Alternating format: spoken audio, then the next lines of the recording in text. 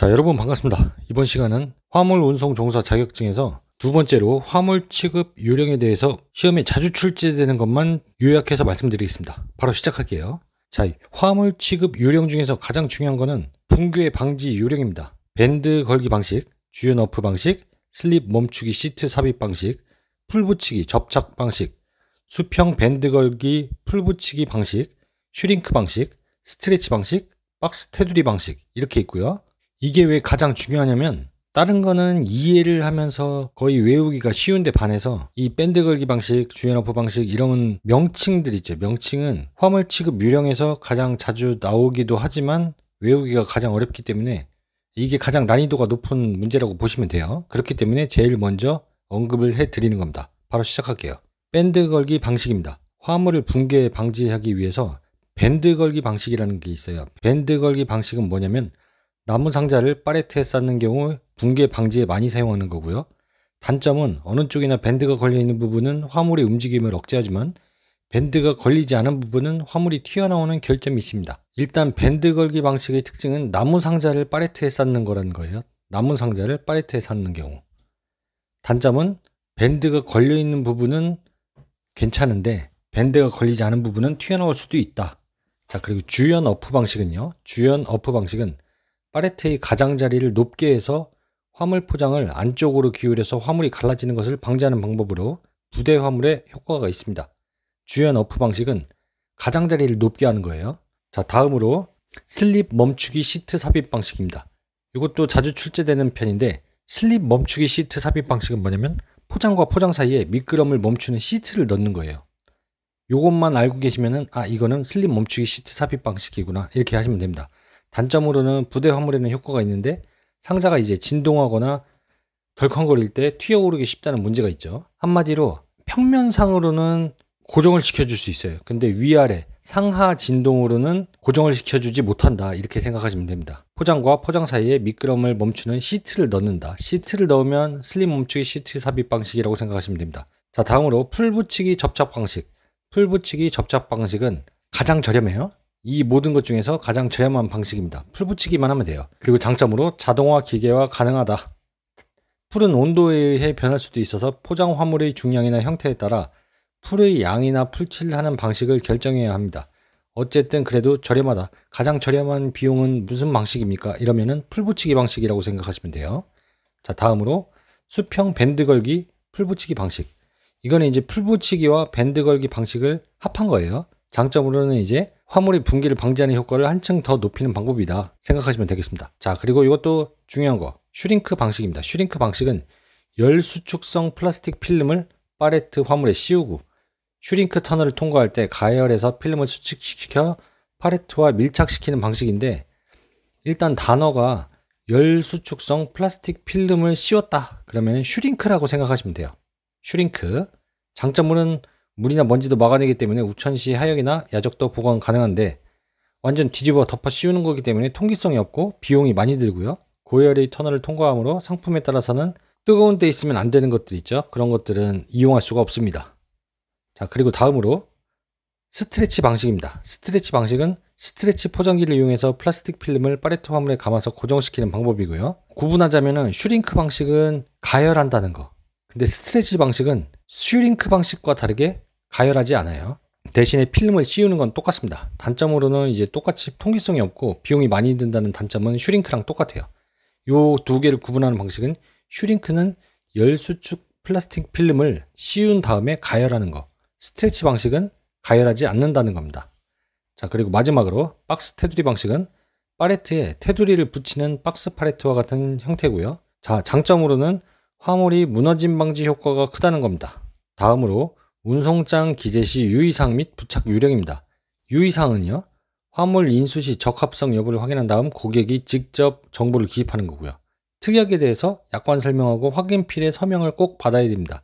그리고 파손, 부패, 변질 등의 소지가 있는 물품은 면책 확인서를 받아야 돼요. 그리고 같은 장소에 2개 이상 보내는 물품에 대해서는 보조 송장을 기재할 수 있습니다. 그리고 산간, 오지, 섬 이런 데는 지역 특성을 고려해서 배송 예정일을 정해서 해야 되고요. 고가 품목과 물품 가격을 정확하게 확인하여 기재하고 고가품 할증료를 청구하고 할증료를 거절하는 경우에는 특약사항을 설명하고 보상 한도에 대해서 설명을 받습니다.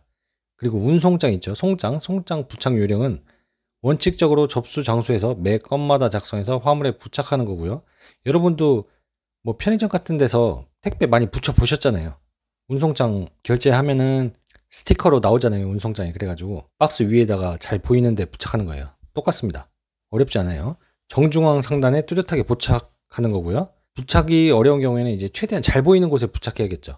그리고 박스 모서리나 후면 또는 측면에 부착해서 혼동을 주어서는 안 되고요. 소형, 변형, 작은 소포의 경우에는 운송장 부착이 가능한 박스에 포장해서 수탁한 후에 부착합니다. 그리고 박스 물품이 아닌 쌀, 매트, 카펫 같은 경우에는 이제 가운데 운송장 부착하는 거고요. 어쨌든 최대한 잘 보이는 곳에 부착하는 거예요. 한마디로. 그리고 떨어지지 않도록 하고 운송장의 바코드가 가려지지 않도록 해야 합니다. 운송장이 떨어질 우려가 있는 큰 물품의 경우에는 송화인의 동의를 얻어 포장재에 수화인 주소 및 전화번호 등 필요한 사항을 기재하도록 합니다. 기존에 사용하던 박스를 사용하는 경우에 반드시 옛날 운송장, 이미 사용했던 운송장은 제거를 해야겠죠. 헷갈릴 수 있으니까 새로운 운송장을 부착해서 한 개의 화물에 두 개의 운송장이 부착되지 않도록 해야 합니다. 그리고 취급주의 스티커의 경우에는 운송장 바로 우측 옆에 붙여서 눈에 띄게 해야 되죠. 다음, 포장 재료의 특성에 따른 분류입니다. 유연 포장, 강성 포장, 반강성 포장인데요. 말 그대로입니다. 유연 포장은 포장된 물품의 본질적인 형태는 변화되지 않으나 부드럽게 구부리기 쉬운 포장이에요.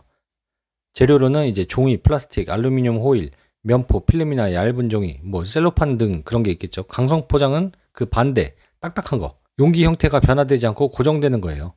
유리, 플라스틱 병, 목재, 금속재의 상자나 통 이런 것들은 이제 강하게 포장했다 이런 뜻으로 생각하시면 될 것 같아요.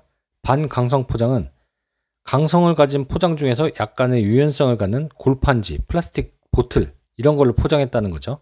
다음, 화물의 취급 방법입니다. 화물의 취급 방법도 여러분이 그냥 택배 같은 거를 취급할 때 어떻게 할 것인가 그렇게 생각하시면 어렵지 않아요. 적재 방법은 이제 한쪽으로 기울어지지 않게 쌓고 적재 하중을 초과하지 않도록 할 것. 최대한 무게가 골고루 분산될 수 있도록 하고 무거운 화물은 적재함의 가운데, 중간 부분에 무게가 집중될 수 있도록 적재한다. 그리고 무거운 화물은 밑에, 가벼운 것은 위에 쌓아야 넘어지지 않겠죠. 무게 중심이 아래로 내려가야 되니까. 그리고 한 줄로 높이 쌓지 말고요. 설비 사용에 장애를 주지 않도록 하고 무너질 위험이 있는 것들은 로프를 사용하는 것처럼 위험 방지를 위한 조치를 해야 되고요. 이 정도만 아시면은 충분합니다. 자, 다음. 포장 화물 운송 과정의 외압과 보호 요령입니다. 자, 하역 시의 충격 중에 가장 큰 충격은 낙하 충격이에요. 낙하 충격. 떨어져서 받는 충격이 가장 크고요. 압축 하중은 밑에 쌓은 화물은 반드시 압축 하중을 받게 되겠죠. 계속 위에 쌓으면요. 주행 중에는 덜컹거리잖아요. 상하 진동을 받으므로 2배의 압축 하중을 받게 된다는 거 잊지 마시기 바랍니다. 그리고 내하중은 포장 재료에 따라 다르고요. 나무상자, 골판지가 있는데 강도의 변화가 거의 없어요. 나무상자는. 근데 골판지는 시간이나 외부 환경에 의해서 변화를 받기 쉬워서 외부의 온도와 습기, 방치 시간 등에 특히 유의해야 하고요. 비 맞으면 안 되겠죠. 골판지는. 하역시 충격 중 가장 큰 충격은 낙하 충격, 그리고 압축 하중은 상하 진동 중에는 2배의 압축 하중을 받게 된다. 이 정도 외우시면 됩니다. 다음, 화물의 인수 요령, 적재 요령, 인계 요령에 대해서 말씀을 드리겠습니다. 인수 요령은 집화 자재 품목 및 집화 금지 품목의 경우에는 그 취지를 알리고 양해를 구한 후에 정중히 거절하고요. 제주도 및 도서상간 지역은 부대 비용을 수화인에게 징수할 수 있음을 반드시 알려주고 이해를 구한 후에 인수합니다. 도서 지역의 경우에는 차량이 직접 들어갈 수 없는 지역은 선불 처리를 해야 돼요. 그리고 적재 요령은 긴급을 요하는 화물은 우선적으로 배송될 수 있도록 쉽게 꺼낼 수 있게 적재를 해야 되죠. 이건 당연한 거예요. 그리고 취급주의 스티커 부착 화물은 적재함 별도 공간에 위치하도록 하고 중량 화물은 적재함 하단에 적재해서 타 화물이 훼손되지 않도록 주의할 것. 무거운 거는 밑에 해야 된다고 제가 조금 전에 말씀을 드렸죠. 그리고 취급주의 스티커는 별도 공간. 그리고 인계 요령. 인수된 물품 중 부패성 물품과 긴급을 요하는 물품에 대해서는 우선적으로 배송해야 돼요. 왜냐하면 물건이 상하면 안 되니까요. 그리고 수화인 부재로 배송이 곤란한 경우 임의적으로 방치 또는 배송차 안으로 무단 투기하지 말고 수화인에게 연락해서 지정하는 장소에 전달하고 수화인에게 알려야 됩니다. 그리고 수화인과 연락이 되지 않아 물품을 다른 곳에 맡길 경우에는 반드시 수화인과 연락해서 맡겨놓은 뒤에 인계 요령과 연락처를 남겨서 물품 인수를 확인하도록 해야 돼요. 배송 중에는 수화인이 직접 찾아오는 경우에는 물품을 전달할 때 반드시 본인 확인을 한 후에 물품을 전달하고요.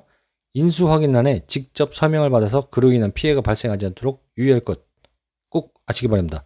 다른 사람이 받으면은 괜히 또 자기 못 받았다 이렇게 하는 경우도 있어요. 그러니까 인수 확인란에 직접 서명을 받아야 됩니다. 그리고 물품 배송 중에 발생할 수 있는 도난에 대비해서 근거리 배송이라도 차에서 떠날 때는 반드시 잠금 장치를 해서 사고를 미연에 방지하도록 해야 됩니다. 도난에 대비해야죠. 다음, 자, 화물 사고의 원인과 대책입니다. 파손 사고의 원인은 집하할 때 화물의 포장 상태를 미확인한 경우, 화물을 함부로 던지거나 발로 차거나 끄는 경우, 화물을 적재할 때 무분별한 적재로 압착되는 경우, 차량에 상하차할 때 컨베이어 벨트 등에서 떨어져서 파손되는 경우입니다. 그리고 대책으로 집하할 때 고객에게 내용물에 관한 정보를 충분히 듣고 포장 상태를 확인을 해야 되고요. 가까운 거리 또는 가벼운 화물이라도 절대 함부로 취급하면 안 됩니다. 던지고 뭐 그러면 안 돼요. 그리고 오손 사고의 원인으로는 김치, 젓갈, 한약류 등의 수량에 비해서 포장이 약한 경우에 오손 사고의 원인이 됩니다. 그리고 화물을 적재할 때 중량물을 상단에 적재한 경우에도 오손 사고의 원인이 돼요. 중량물은 어떻게 하라고 했죠? 하단에 적재해서 무게중심을 낮춰야 된다고 했죠. 자, 그리고 오손 사고의 대책으로는 오손이 발생하는 화물은 안전박스에 적재해서 위험으로부터 격리를 하고요. 중량물은 하단에, 경량물은 상단에 적재한다는 규정을 준수해야 됩니다. 내용물 부족 사고의 원인으로는 마대 화물 등 박스가 아닌 화물의 포장이 파손된 경우, 그리고 포장이 부실한 화물에 대해 절취 행위가 발생한 경우입니다. 내용물 부족 사고의 대책으로는 부실 포장 화물을 집하할 때 내용물 상세 확인 및 포장 보강을 시행해야 됩니다. 다음, 자, 이사 화물의 인수 거절입니다. 이사 화물에서 인수하면 안 되는 거예요. 뭐가 있냐면 현금, 유가증권, 귀금속, 예금통장, 신용카드, 인감 등 고객이 휴대할 수 있는 귀중품, 이런 것들은 인수를 거절해야 됩니다. 위험해요. 위험물, 불결한 물품 등 다른 화물에 손해를 끼칠 염려가 있는 물건도 인수 거절이고요. 동식물, 미술품, 골동품 등 운송에 특수한 관리를 요하기 때문에 이제 다른 화물과 동시에 운송하기 적합하지 않은 물건들도 인수 거절 사항입니다. 일반 이사 화물의 종류, 무게, 부피, 운송거리 등에 따라서 운송에 적합하도록 포장할 것을 사업자가 요청했는데 고객이 이를 거절했다. 그것도 인수 거절 사항이죠. 다음, 자, 이사 화물의 계약 해제입니다. 이거 잘 나와요. 구분은 좀 잘 하셔야 돼요. 첫 번째로 고객 책임으로 계약 해제가 되는 경우가 있고, 두 번째로 사업자 책임으로 이제 계약 해제가 되는 경우가 있는데요. 고객의 책임인 경우에 이사 화물 인수일 하루 전까지 해제를 통지한 경우에는 계약금을 손해배상액으로 사업자에게 지급을 합니다. 그러니까 이삿짐 센터에 주는 거예요. 그리고 만약에 인수 당일에 해제를 통지한 경우에는 계약금의 2배를 이삿짐 센터에 준다고 생각하시면 됩니다. 그리고 사업자의 책임이 있는 사유에 예를 들면은 이삿짐 센터 책임으로 이사 화물이 인수일 이틀 전까지 해제를 통지한 경우에는 계약금의 2배를 줘야 되고요. 인수 하루 전까지 해제를 통지한 경우에는 계약금의 4배를 줘야 됩니다. 그리고 이사 당일, 인수일 당일에 해제를 통지한 경우에는 계약금의 6배를 줘야 되고요. 인수일 당일에도 해제를 통지하지 않은 경우에는 계약금의 10배를 줘야 됩니다. 요거는 뭐냐면 이제 당일에 해제를 통지했을 경우, 통지했을 때는 6배인데 해제를 통지하지도 않았다, 말도 없이 이제 연락 두절인 경우에는 10배를 손해배상액으로 고객에게 지급을 해야 됩니다. 이거 모르시는 분들도 꽤 있어요. 나중에 여러분이 이사를 갈 일이 있을 때 요거를 좀 잘 기억하고 계시면은 그래도 여러분이 마음이 조금 더 편해지시겠죠. 자, 다시 한번 고객 책임으로는 이제 인수 하루 전에는 계약금, 인수 당일에는 2배, 그리고 사업자 책임일 경우에 이틀 전에는 2배, 하루 전 4배, 당일에는 6배, 그리고 잠적했다 10배, 이렇게 생각하시면 돼요. 24, 60, 24, 60 이렇게 생각하시면 됩니다. 다음, 자, 그리고 책임의 특별 소멸 사유와 시효 관련 문제입니다. 자, 사업자의 손해배상 책임은 수하인이 운송물을 수령한 날부터 5년간 존속을 하고요. 이사 화물, 운송물도 똑같아요. 이사든 운송이든 일부 멸실 또는 훼손되었을 경우에는 인도받은 날부터 30일 이내에 사업자에게 통지하지 않으면 소멸을 합니다. 그러니까 고객은 이사한 이후부터 이제 30일 이내에 일부가 좀 훼손됐어요, 이렇게 얘기를 해야 돼요. 그리고 만약에 이사 화물 또는 운송물이 멸실, 훼손 또는 연착인 경우에는 고객이 운송물을 인도받은 날부터 1년이 경과하면 소멸을 합니다. 한마디로 이거 뭐 안 왔어요. 뭐 분실됐어요. 이렇게 이 물건이 분명히 이사하면서 와야 되는데 어디 갔지? 그런 경우에는 이제 꼭 얘기를 1년 안에 해야 된다는 거예요. 다음으로 운송물의 수탁 거절 사유입니다. 고객이 운송장에 필요한 사항을 기재하지 않은 경우, 그리고 사업자가 고객에게 운송에 적합하지 않은 운송물에 대해 필요한 포장을 하도록 청구하거나 고객의 승낙을 얻고자 했으나 고객이 거절해서 운송에 적합한 포장이 되지 않은 경우 수탁 거절 사유이고요. 운송물 1포장의 가액이 300만 원을 초과하는 경우에도 수탁 거절 사유입니다. 300만 원 기억하세요. 300만 원입니다. 포장 한 개당 300만 원 초과하면 수탁 거절. 그리고 밀수품, 군수품, 뭐 위법한 물건은 당연하죠. 거절해야 됩니다. 같이 엮일 수 있어요. 그리고 살아있는 것들 아니면 시체 이런 것들도 수탁 거절 사유입니다. 그리고 결국엔 이런 거예요. 법령, 사회질서, 기타 선량한 풍속에 반하는 경우 이것도 마찬가지잖아요. 동물, 사체 이런 거 위법한 물건 이런 것들은 다 수탁 거절 사유입니다. 그리고 운송이 천재지변, 기타 불가항력적인 사유로 불가능한 경우에도 수탁 거절입니다. 뭐 홍수가 나는데 뭐 해달라, 그쪽으로 해주세요, 운송을 보내주세요 이런 거 절대 안 되죠. 다음, 그리고 운송물의 인도일입니다. 운송장에 인도 예정일의 기재가 있는 경우에는 기재된 날이겠죠, 당연히. 근데 인도 예정일 기재가 없는 경우에는 일반 지역은 운송장에 기재된 운송물의 수탁일부터 이틀, 그리고 도서 상간 벽지는 하루가 추가돼서 수탁일로부터 3일입니다. 그리고 고객이 운송장에 운송물의 가액을 기재하지 않은 경우에는 손해배상 한도액, 이건 뭐냐면 50만 원이에요. 가액을 기재하지 않은 경우에는 50만 원으로 하되 운송물의 가액에 따라 할증요금을 지급하는 경우의 손해배상 한도액은 각 운송가액 구간별 운송물의 최고가액으로 합니다. 이 정도만 아시면 돼요. 운송물의 가액을 기재하지 않은 경우에는 손해배상 한도액이다. 한도액은 50만 원이에요. 자, 다음. 자, 지금부터는 중요하긴 중요해도 약간 덜 중요한 거. 여러분이 시간이 없다 그러면은 여기까지만 들으시고 처음부터 다시 반복하시면 되고요. 그래도 한두 번 정도는 지금 요 중간 등급이라고 제가 적어 놓은 거 이 정도는 들으시는 게 좋습니다. 자, 운송장의 기능은 계약서 기능, 화물 인수증 기능, 운송요금 영수증 기능도 있고요. 정보처리 기본자료, 배달에 대한 증빙, 수입금 관리자료, 행선지 분류정보 제공을 하는 기능입니다. 기재 항목으로는 운송장 번호와 바코드, 그리고 받는 사람, 보내는 사람, 주소, 성명, 전화번호, 화물명, 화물이 파손, 분실, 배달 지연 사고 발생 시 손해배상의 기준, 그리고 주문번호 또는 고객번호, 그리고 화물 가격입니다. 여러분이 택배를 보내보셨을 테니까 그냥 자연스럽게 뭐 이 정도구나 생각하시면 돼요. 만약에 문제가 뭐 운송장의 기재 항목이 아닌 것은 무엇인가, 이런 것들은 어느 정도 여러분들 다 구분을 하실 수 있겠죠. 다음.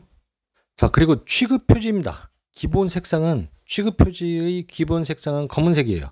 전부 다 컬러가 아닙니다. 그리고 포장의 색이 검은색 표지가 잘 보이지 않는 색이라면 흰색과 같이 적절한 대조를 이룰 수 있는 색을 부분 배경으로 사용하면 됩니다. 자, 여러분이 가장 많이 사용하는 거, 깨지기 쉬움, 취급주의, 표지는 요거죠. 요 그림이 있으면 취급주의라는 거예요. 그리고 붙이는 위치는 여기 이렇게 이 정도 붙이면 되고요. 보통 문제에 나오는 거는 표지 문제를, 이 표지 그림을 보여주고 이건 뭐 취급주의냐 뭐냐 아니면 취급주의는 무슨 그림인가 이렇게 고르는 문제예요. 객관식이기 때문에 어렵지가 않습니다. 딱 보시면 이거 유리장 같아 보이죠? 취급주의. 그리고 갈고리 금지. 갈고리 표시가 있고 X자가 있으니까 갈고리 금지예요. 그리고 이거는 화살표 위로 돼 있죠? 위쌓기. 위로 쌓아주세요. 요 위로. 그리고 이거는 햇빛이 있으니까 직사광선 금지. 방사능 표시 있잖아요. 원자력 표시. 그러니까 방사선 보호. 이렇게 하시면 되고요. 자, 요거는 비가 오면 안 돼요. 젖음 방지 표시예요. 그리고 이거는 무게 중심이 여기입니다 하고 무게 중심 표시. 적용 예로는 이렇게 박스가 무게 중심이 이쪽에 있다. 그렇게 생각하시면 되고요. 근데 요거 적용 예까지 아실 필요는 없고, 요거 그림은 무게 중심 위치 그림이구나 생각하시면 됩니다. 그리고 요거는 굴리면 안 된다는 굴림 방지 표시예요. 그리고 요거는 손수레 표시가 있죠. X자 표시가 있고 손수레 사용 금지입니다. 손수레 사용 금지. 그리고 자, 여기 지게차가 있죠. 지게차 취급 금지. X자 있으니까 지게차 사용하면 안 된다. 그리고 조임수의 취급 금지입니다. 이 표시가 있는 면의 양쪽 면이 클램프의 위치라는 표시예요. 조임새 취급 표시. 이쪽으로 조여주세요. 그리고 조임새 취급 제한. 이쪽으로 조이면 안 돼요. 그 표시예요. 그리고 적재 제한. 여기 위에 몇 킬로 이상 쌓으면 안 됩니다. 여기 맥스라는 킬로그램 맥스 이렇게 써 있는 거예요. 다음 적재 단수 제한. N개 있죠? N개 이상 쌓으면 안 돼요. 이렇게 2개만 쌓으세요. 3개만 쌓으세요. 이런 거예요. 적재 단수 제한이고요. 요거는 적재 금지. 요 물건이 있고 위에 X 표시면 딱 보이죠? 여러분이 이해하실 수 있을 거예요. 적재 금지고요. 요거는 이제 슬링이라든지 쇠사슬을 거는 위치예요.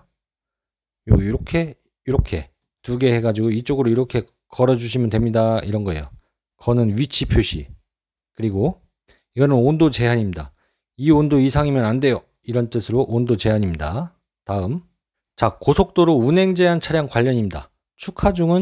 차량의 축하 중은 10톤 초과 차량, 총 중량은 40톤 초과 차량, 길이는 16.7m, 폭은 2.5m, 높이는 4.0을 초과한 차량은 고속도로에 가면 안 됩니다.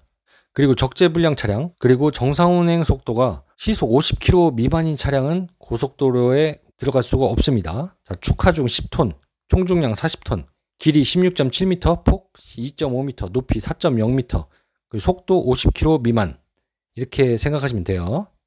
다음, 자, 연결되는 트랙터에 따른 트레일러의 종류입니다. 풀 트레일러라는 게 있고 세미 트레일러라는 게 있고 폴 트레일러라는 게 있어요. 풀하고 폴하고 여러분이 시험 문제 나올 때 한글을 자세히 보셔야 돼요. 이거 잘못하면 헷갈릴 수가 있어요.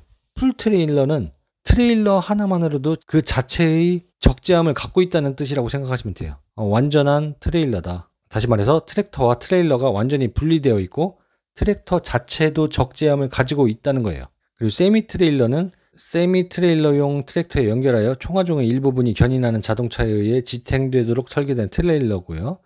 가동 중인 트레일러 중 가장 많고 일반적인 트레일러라고 생각하시면 됩니다. 그리고 폴 트레일러는 기둥, 통나무 같은 이제 기다란 적화물 자체가 트랙터와 트레일러의 연결 부분을 구성하는 구조의 트레일러예요. 파이프나 형광 등 정착물의 수송을 목적으로 한 트레일러라고 볼 수 있습니다.